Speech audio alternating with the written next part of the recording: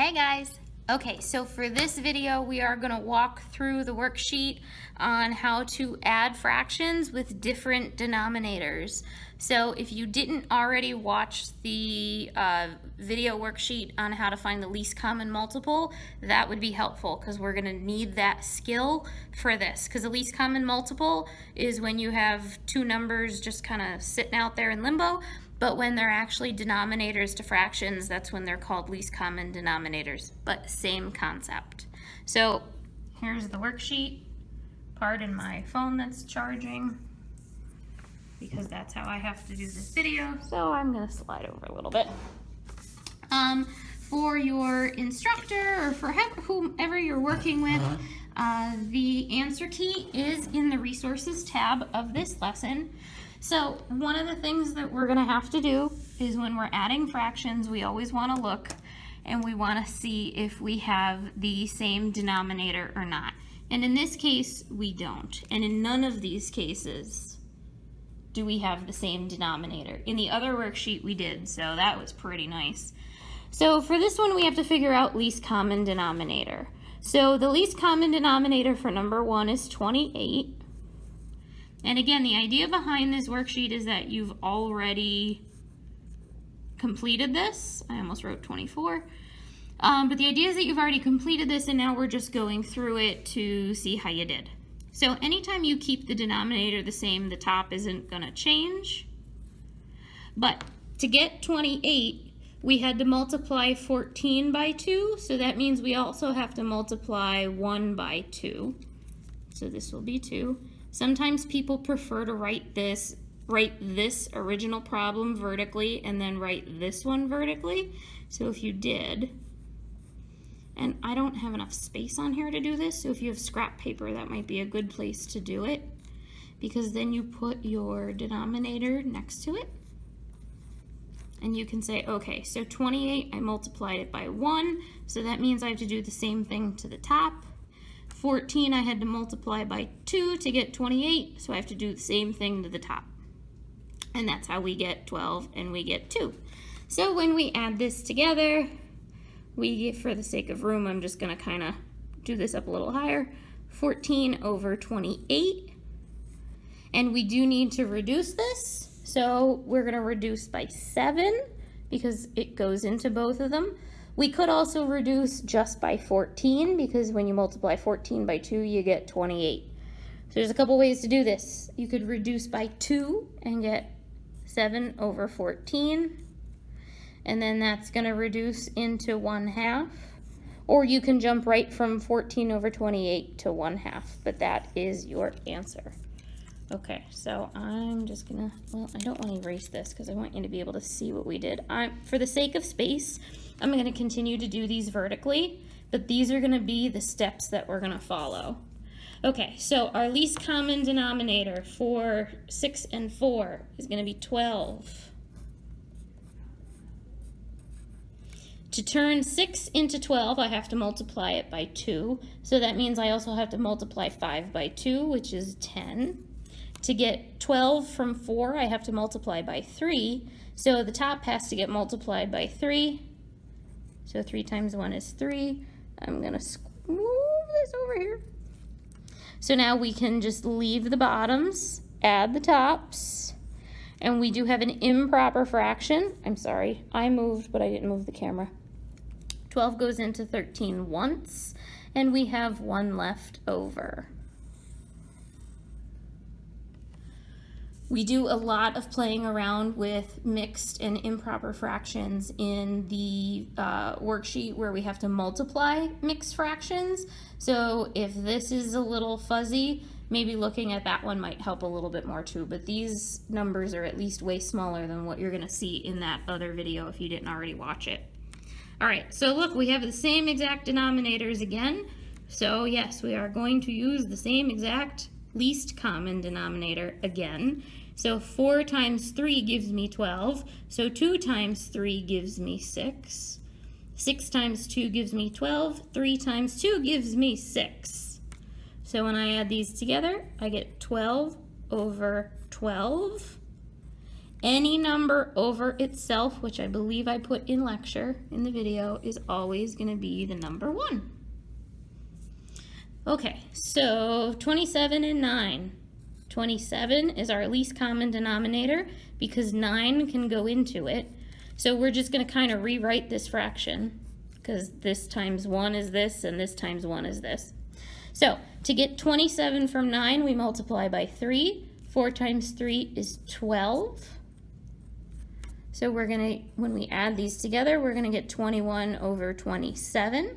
We can reduce that by 3, and we can get 7 over 9, which is going to be our final answer. Okay, so 30 is going to be our least common denominator here because we need to pick a number that's at least the same, if not bigger, than the bigger of the two denominators. Luckily for us, 3 goes into 30 evenly, so we can pick 30.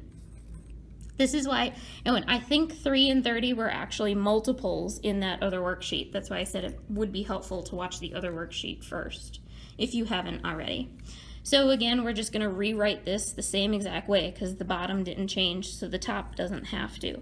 But with these fractions, anytime you change the bottom, you have to change the top. That's why we're doing this whole multiplying and the numerator changing.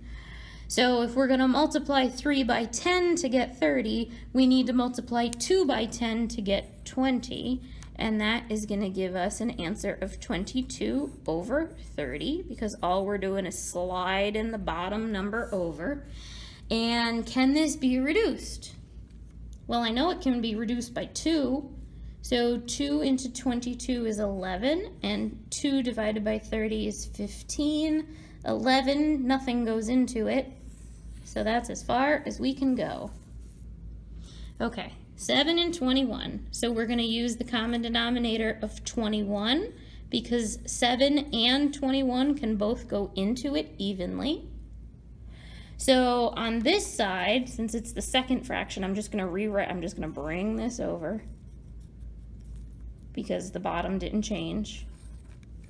So to get 21 from 7, I have to multiply by 3. That means 5 times 3 is going to be 15. This is why sometimes I say writing it vertically might help, because you can see what you're multiplying by for the top and the bottom. It's completely personal preference. I don't have enough room, unfortunately, on this worksheet to be able to do everything vertically. I wish that I did.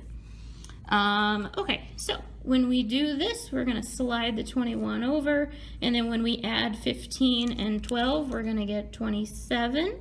So this is going to be an improper fraction, which we cannot leave that way. So 21 goes into 27 one time with 6 left over, and then we can reduce this by 3.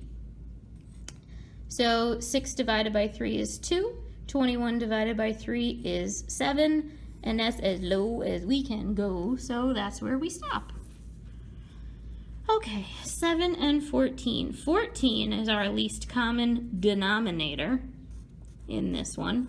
Literally, if we just had the numbers 7 and 14, they would then be called least common multiples. It's the only difference, is whether they're in fraction form or not. Same concept. So again, 14, 14, no change. I'm just going to bring the 4 right over because 14 times 1 is 14, so 4 times 1 is 4. 7 times 2 is 14, so 2 times 2 is 4, and we're going to get 8/14, which we can reduce at least by 2 for now and then see what happens. So 8 divided by 2 is 4. 14 divided by 2 is 7. There's our nasty 7 again. That doesn't reduce, though most of you might be happy when you see a 7 because it means you're done. Okay, 4 and 16. 16 is going to be our least common denominator here. So we to get 16 from 1/4, we multiply 4 by 4 to get 16. So we multiply 1 by 4. And then when we add these together, we get 15/16. I know I'm doing this rather quickly, but again, the idea is that you've already done these worksheets, and if you had problems, you already went into the lecture again to find out what step was going wrong, or maybe if the math was going wrong. And since you have the answer sheet, this is just a way to kind of show you how to actually work through the problem. I'm gonna do these last two vertically just to show you how I've been doing this. So my writing's about to get a little small, I'm sorry. I just wanna make sure it fits. So all I did was rewrite these problems and I stacked them on top of each other. So our least common denominator is gonna be 22. 22 times 1 gives us 22, so 4 times 1 gives us 4. 11 times 2 gives us 22, so 3 times 2 gives us 6. So now when I add those together, I would do it under here, but I'm short on room. I get 10 over 22, which I know I can at least cut in half. So 10 divided by 2 is 5. 22 divided by 2 is 11. And that's as low as I can go. Okay, so I'm gonna do the final one vertically also. So I'm just gonna rewrite this. So 2 over 14, 6 over 7. I'm sorry that this is so small, but I'm trying to zoom in for you. So our least common denominator is gonna be 14. 14 times 1 gives us 14, so 2 times 1 gives us 2. I'm gonna make a little scribble so that you realize these are two different problems. So then on the bottom, 7 times 2, I'm sorry, writing really small and at the bottom requires 2 fingers. So 7 times 2 gives me 14, so I have to do the same thing at the top. 6 times 2 gives me 12. When I add 2 and 12 together and I just slide over the denominator, I get 14 over 14. And any number over itself is always a 1. So as you add, and you have to find the least common denominator, you might really prefer to do these vertically. I did these obviously going across, so if you wanted to go back and work the same exact problems vertically to see what I meant by, okay, so if it took me 4 times 4 to get 16, then 1 times 4 gets 4. It's the same thing I talked us through right here. I just kind of hopped over a little bit. Or you could have left it this way. So 4 times 4 is 16 and 1 times 4 gives you 4. But sometimes people like to see it next to each other. It's completely up to you. All right, I hope this helped. Again, if you're making mistakes, don't get discouraged. If you're making mistakes, then you're totally normal. You're not gonna get all of this perfect all in the first shot. The fact that you're trying and that you're doing all of these worksheets, that alone makes me proud of you. So if you're getting stuck, find out where it is that you're getting stuck, whether it's the steps or it's the math.